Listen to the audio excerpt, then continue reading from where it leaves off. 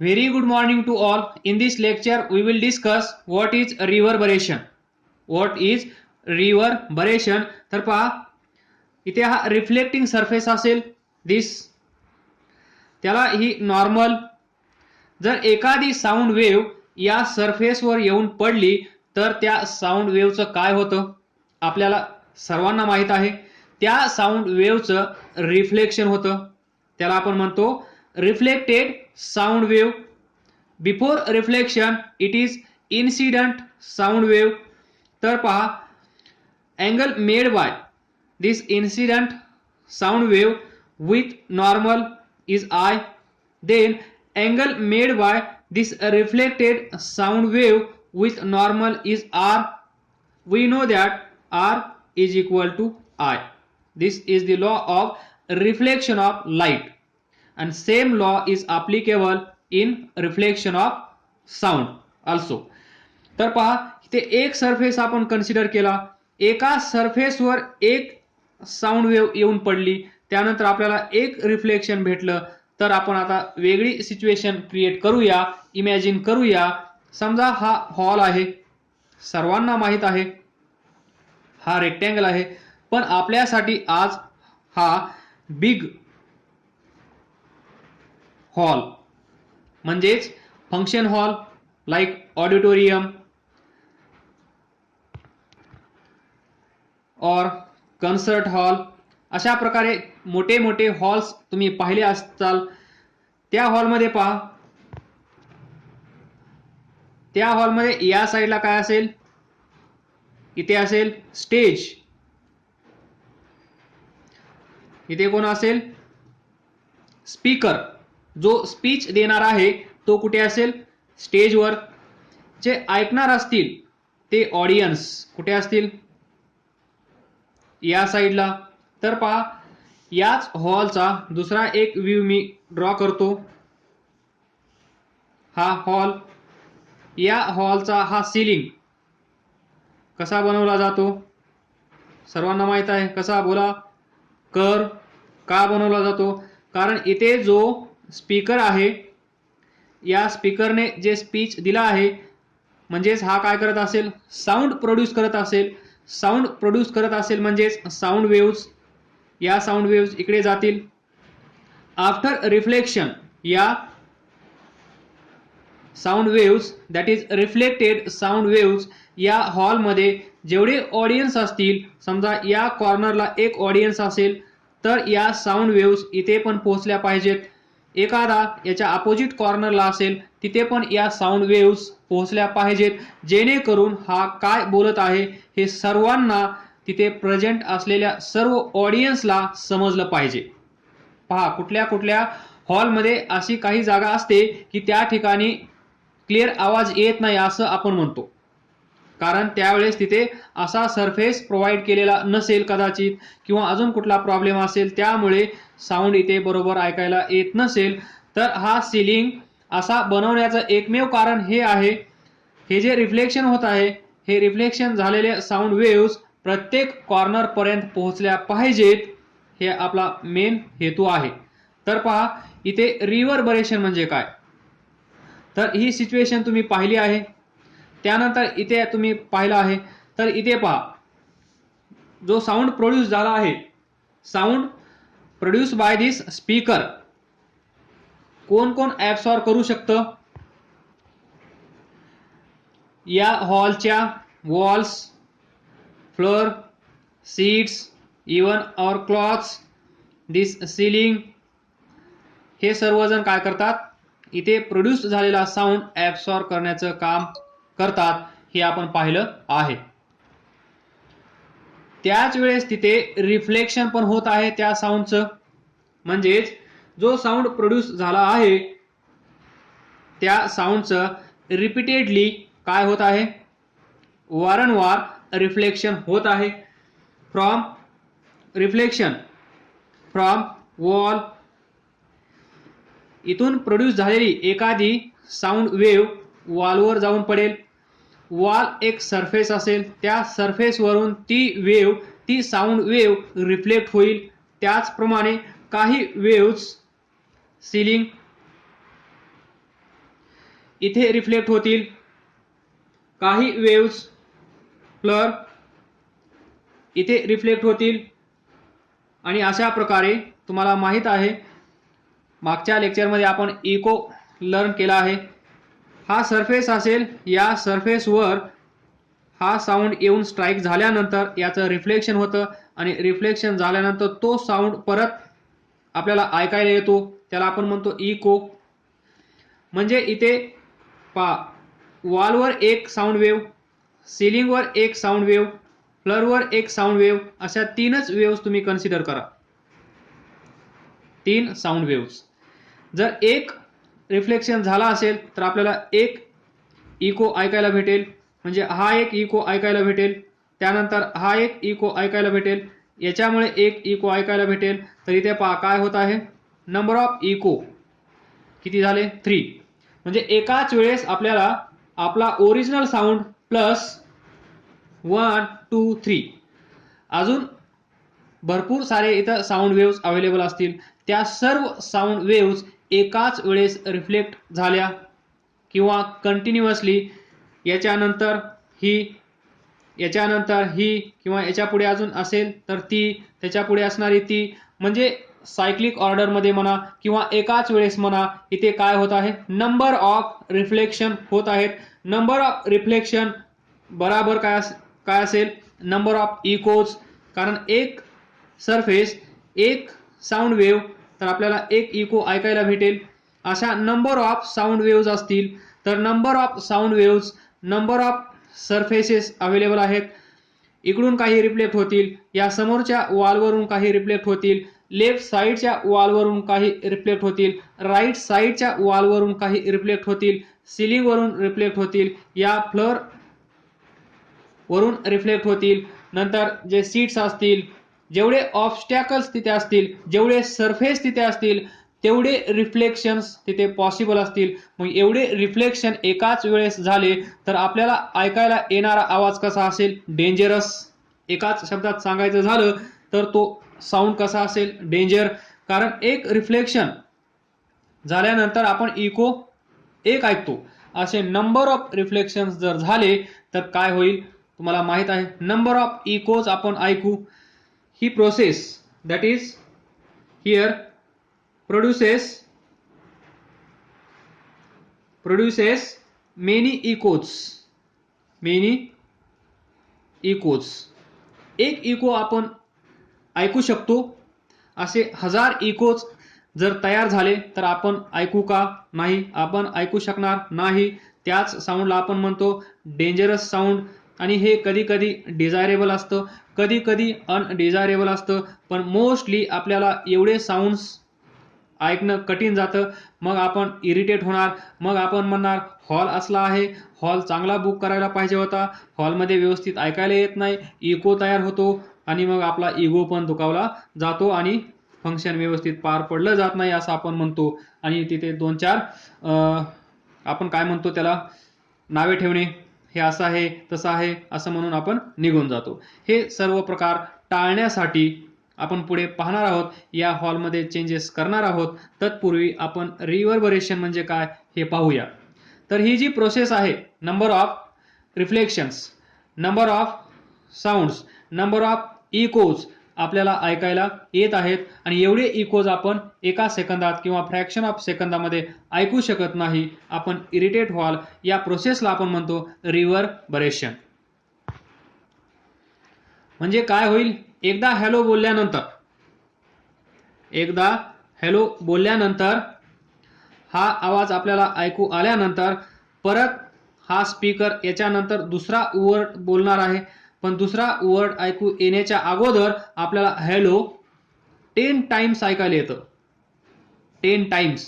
तर हे तुम्हाला आवडेल का, नाही. कारण हॅलो एकदा बोलल्यानंतर तुम्ही कुठल्या कुठल्या फंक्शनमध्ये किंवा फंक्शन हॉलमध्ये पाहिलं असेल की एकदा आलेला साऊंड जर दुसऱ्यांदा तिसऱ्यांदा ऐकू आला तर आपल्याला चांगलं वाटतं, पण चौथ्यांदा पाचव्यांदा याच्या पुढे जर आला तर तो साऊंड, सेम साऊंड आपल्याला नकोसा होतो. ज्यावेळेस तुम्हाला वाटेल हा साऊंड मला ऐकू वाटत नाही, हा साऊंड ऐकायला चांगलं वाटत नाही, त्यावेळेस तिथे काय घडत असेल, reverberation. Otherwise 1 times 2 times 3 times it is desirable case. एवढ्या वेळेस साऊंड रिफ्लेक्ट झाला तर त्याचा इफेक्ट चांगला असतो आणि ते जे म्युझिक आहे ते म्युझिक ऐकायला पण आपल्याला मजा येते आणि चांगलं वाटतं. ती सिच्युएशन असते कन्सर्ट हॉलमध्ये. कन्सर्ट हॉल जिथे म्युझिक गायलं जातं त्या ठिकाणी जे सरफेसेस आहेत ते असे डिझाईन केले जातात की एकदा बोललेला आवाज 1 2 3 वेळेस रिपीट झाला पाहिजे, जेणेकरून ते आपल्याला ऐकायला चांगलं वाटेल. फॉर एक्झाम्पल, हॅलो म्हणल्यानंतर हॅलो हॅलो असं 2 3 वेळेस रिपीट होतं आणि ते आपल्याला मस्त वाटतं. पण ते 10 20 वेळेस रिपीट झालं तर ते नको वाटतं. तर पहा, produces many echoes. For example, concert हॉलमध्ये आपण पाहिलं तर फंक्शन हॉल, ऑडिटोरियम, मोठे मोठे जे बिग हॉल्स असतात तिथे.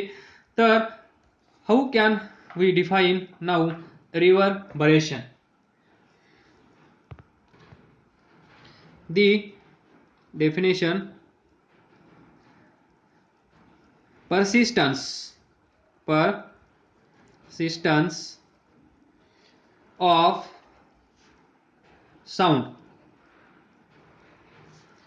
sound in big hall due to repeated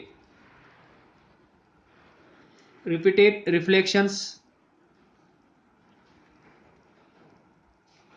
from the walls,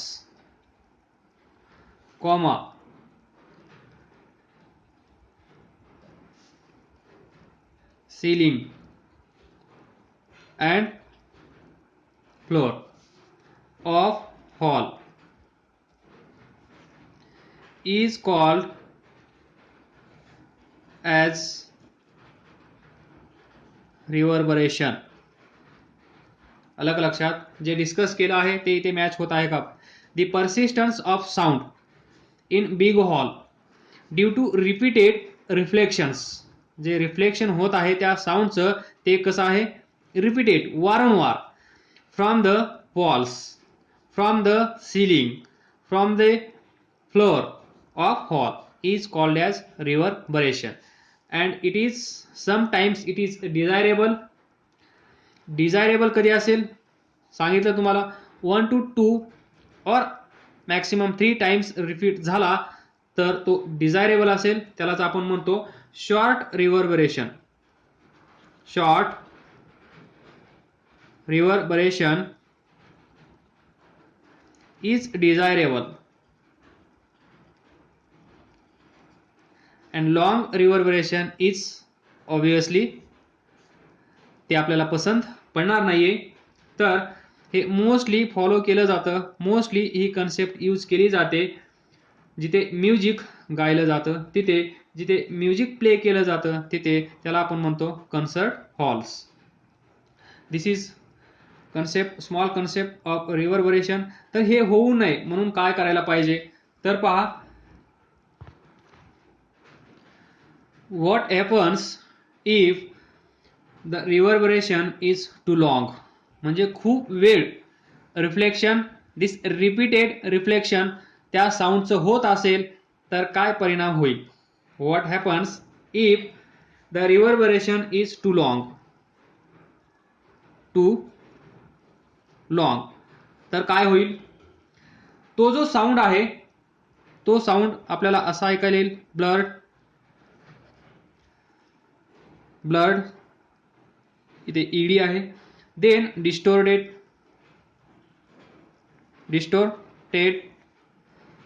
and confusion वाढेल. पहिला शब्द आणि दुसरा शब्द याच्यामध्ये जर आपण डिस्टिंग्विश नाही करू शकलो तर शेवटी काय होतं, confusion. Due to overlapping of different sounds.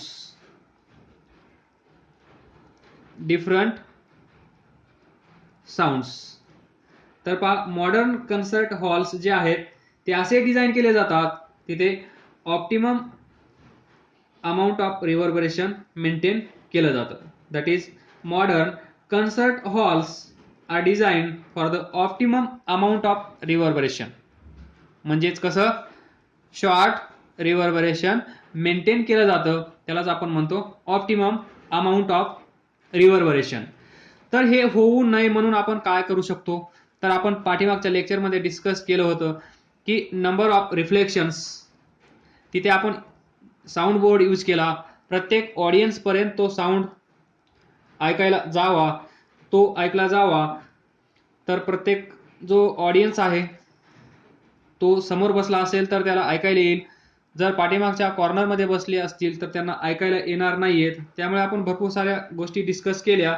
तर पहा त्यावेळेसच आपण काहीतरी अजून डिस्कस केलं होतं, that is sound absorbing materials.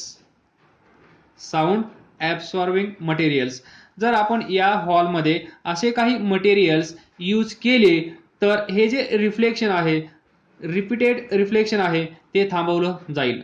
कारण ही जी रिव्हर्बरेशन प्रोसेस आहे ही कशामुळे होत आहे, ही जी रिव्हर्बरेशन प्रोसेस आहे ही या नंबर ऑफ रिपीटेड रिफ्लेक्शनमुळे होत आहे. जर आपण या नंबर ऑफ रिपीटेड रिफ्लेक्शन्स थांबवल्या तर आपण रिव्हर्बरेशन थांबवू शकतो. हे सिंपल केस आहे.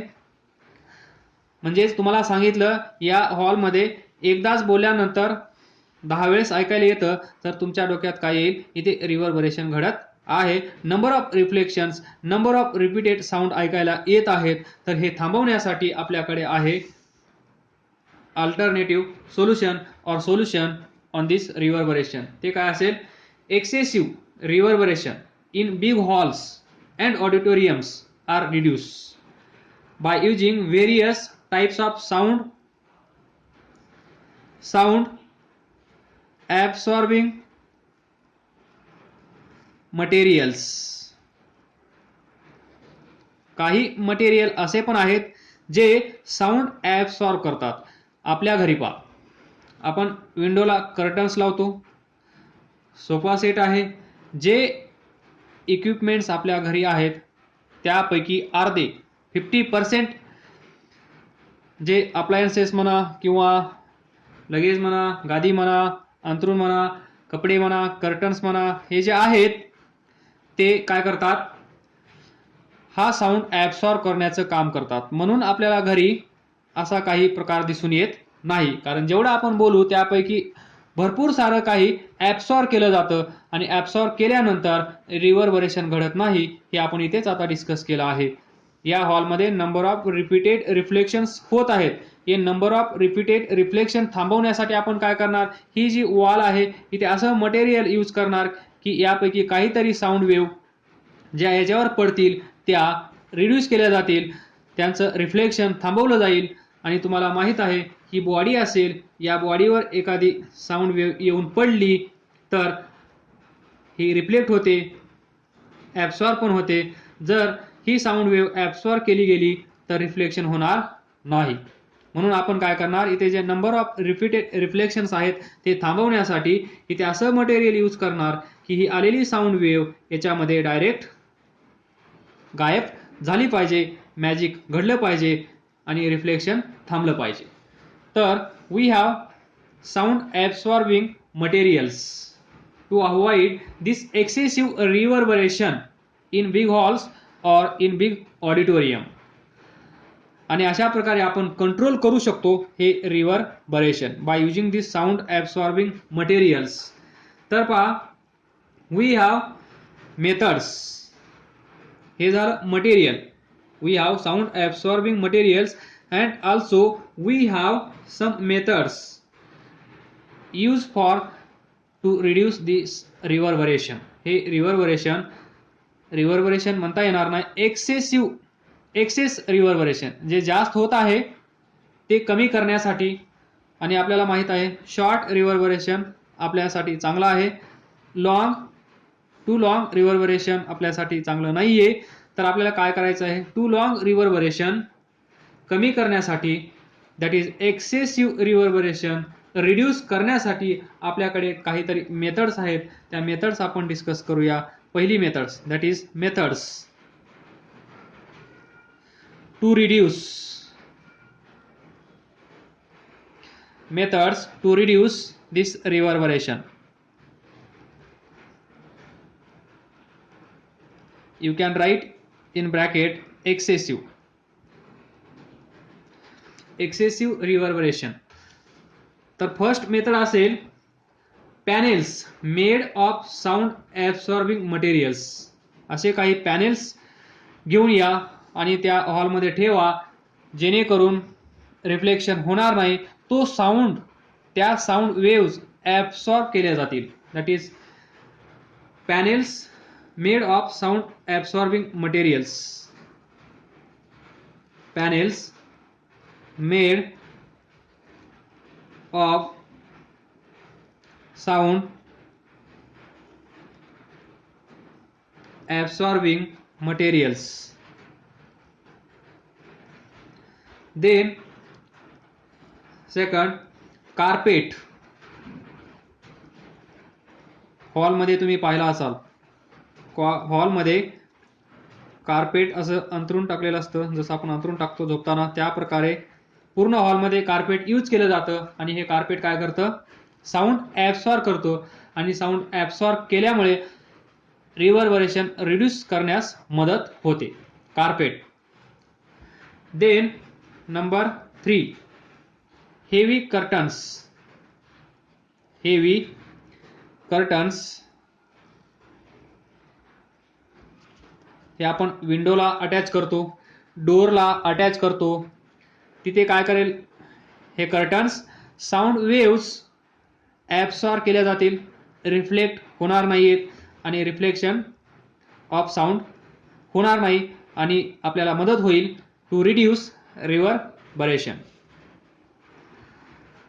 नंबर 4, या ऑडिटोरियम हॉलमध्ये सीट्स असतील.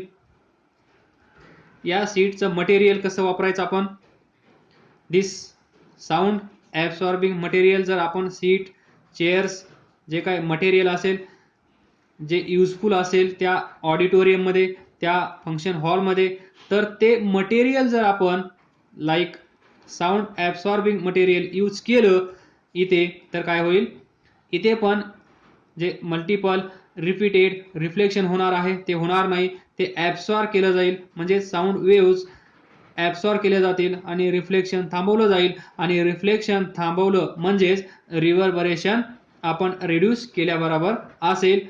त्याचाच अर्थ असेल reverberation is reduce by using sound absorbing materials in seats or any other equipments used there. और जे सॉफ्ट मटेरियल्स असतात, सॉफ्ट मटेरियल्स किंवा पोरस मटेरियल्स, सॉफ्ट मटेरियल, पोरस मटेरियल हे काय आहेत, दिस अँड दिस. यांना आपण काय म्हणतो, bad reflectors. Bad reflectors of sound. म्हणजे समजा हे सॉफ्ट मटेरियल आहे किंवा हे पोरस, हे सॉफ्ट मटेरियल किंवा हे पोरस मटेरियल, याच्यावर ज्या साऊंड वेव्स येऊन पडतील, दिस साऊंड वेव्ह, या साऊंड वेव्स, हे जे मटेरियल आहे हे मटेरियल या साऊंड वेव्स ॲब्सॉर्ब करेल. काय करेल, ॲब्सॉर्ब. जर तिथे ॲब्सॉर्ब केल्यानंतर रिफ्लेक्शन असेल का, कारण जेवढ्या साऊंड वेव्स आल्या तेवढ्या साऊंड वेव्स ॲब्सॉर्ब केल्या, काही रिफ्लेक्ट होतील, पण मोस्टली हे जे सॉफ्ट मटेरियल्स आहेत, पोरस मटेरियल्स आहेत, हे काय करतात, हे आहेत बॅड रिफ्लेक्टर्स ऑफ साऊंड. हे साऊंड रिफ्लेक्ट करत नाहीयेत. म्हणूनच आपल्या घरी जे आपण कर्टन्स यूज करतो किंवा कार्पेट यूज करतो फंक्शन हॉलमध्ये, भरपूर सारे, आणि curtains made from fabrics, carpet, हे जे आहेत ते बॅड रिफ्लेक्टर्स असल्यामुळे आपण यूज करतो. आणि बॅड रिफ्लेक्टर्स म्हणजेच हे मटेरियल्स टोटल साऊंड वेव्स काय करत असतील, ॲब्सॉर्ब. म्हणून आपण यांचा यूज करतो. आणि जिथे कुठे ज्या हॉलमध्ये असे मटेरियल यूज केलेलं असेल, लाईक सॉफ्ट मटेरियल्स और पोरस मटेरियल्स, तर त्या हॉलमध्ये जे साऊंड आपण ऐकतो, जो साऊंड आपण ऐकतो तो साऊंड कसा असतो, क्लिअर, कन्फ्युजन होत नाही, साऊंड व्यवस्थित ऐकायला येत असतो. जिथे bad reflectors of sound use केलेले असतात तिथे. जर हे bad reflectors of sound use केलेले नसतील तर तिथे number of reflections, that is multiple reflections, repetitive reflections of that sound होत असतं. आणि त्यामुळे आपल्याला ऐकायला येणारा साऊंड क्लिअर नसतो आणि त्यामुळे कन्फ्युजन वाढतं. आणि कन्फ्युजन वाढल्यामुळे समोरचा काय बोलत आहे हे आपल्याला कळत नाही. हे अवॉइड करण्यासाठी आपण या मटेरियलचा यूज करत असतो. आणि ज्यावेळेस साऊंड हा सरफेस आहे, या सरफेसवर येऊन साऊंड पडला, तो ॲब्सॉर्ब झाला तर रिफ्लेक्शन होणार नाही. आणि रिफ्लेक्शन झालं नाही म्हणजे इको होणार नाही. कारण इको ऐकण्यासाठी त्या साऊंड वेव्हचं रिफ्लेक्शन झालं पाहिजे तरच आपल्याला इको ऐकायला येईल. पण हे मटेरियल्स यूज केल्यामुळे, सॉफ्ट मटेरियल्स किंवा पोरस मटेरियल्स यूज केल्यामुळे हे आहेत बॅड रिफ्लेक्टर्स. आणि बॅड रिफ्लेक्टर्स म्हणजे हा साऊंड इथून इथे गेला तर तो इथेच गायब झाला, तर इथे रिफ्लेक्टेड साऊंड वेव्ह नसेल. आणि रिफ्लेक्टेड साऊंड वेव्ह नसेल तर तिथे इको पण नसेल. आणि इको नसेल तर रिव्हर्बरेशन नसेल. म्हणजेच इको, नंबर ऑफ इकोज जास्त असतील तर तिथे रिव्हर्बरेशन असेल. तर असं तुम्ही लक्षात ठेवू शकता, echo directly proportional to reverberation. जर इको जिथे जिथे इको तिथे तिथे रिव्हर्बरेशन. पण ब्रॅकेटमध्ये लिहा, इको 1-2 असले तर चालतील, त्यापेक्षा जास्त होत असतील तर ते नाही चालणार. हे लक्षात ठेवा. In short I will summarise this. ही एक रूम आहे, ही एक रूम आहे. या रूममध्ये सर्व काही यूज केलं आहे, like curtains, carpets, sofa sets, इथे सर्व अवेलेबल आहे. पहा, कर्टन्स, त्यानंतर कार्पेट, सोफा सेट, आणि इथे काहीच अवेलेबल नाही. तर इथे ऐकू येणारा साऊंड व्यवस्थित असेल म्हणजे कन्फ्युजन होणार नाही. इथे कन्फ्युजन होईल, नॉट कन्फ्युजन, बिकॉज इथे इको प्रोड्यूस होणार नाहीयेत. इथे कन्फ्युजन असेल कारण इथे एकही असं मटेरियल आपण यूज केलं नाही की जे मटेरियल साऊंड ॲब्सॉर्ब करेल. तर इथे ॲब्सॉर्ब करणारा कोणी नाहीये. तर इथे काय होत असतील, इथून आलेला साऊंड रिफ्लेक्टेड, इथून इथे आलेला साऊंड रिफ्लेक्टेड, इथून आलेला साऊंड रिफ्लेक्टेड, इथून आलेला साऊंड रिफ्लेक्टेड, परत रिफ्लेक्टेड. आणि अशा प्रकारे नंबर ऑफ रिपिटेटिव्ह रिफ्लेक्शन्स होतील. आणि तिथे नंबर ऑफ ECHO कसे असतील, जास्त, more number of echoes will be produced in this case. आणि इथे number of echoes are very less. आणि number of echoes are less, that is there is no confusion to hear the sound or speech. Number of echoes are more, then confusion, there is confusion to hear this sound due to number of echoes. काय समजलं नसेल तर विचारा, अभ्यास करत राहा, पुढे जात राहा. All the best. Thank you. In short लक्षात ठेवा, रिव्हर्बरेशन म्हणजे काय. रिव्हर्बरेशन म्हणजे number of repeated reflections from the walls, ceilings and floors of the hall is called as reverberation.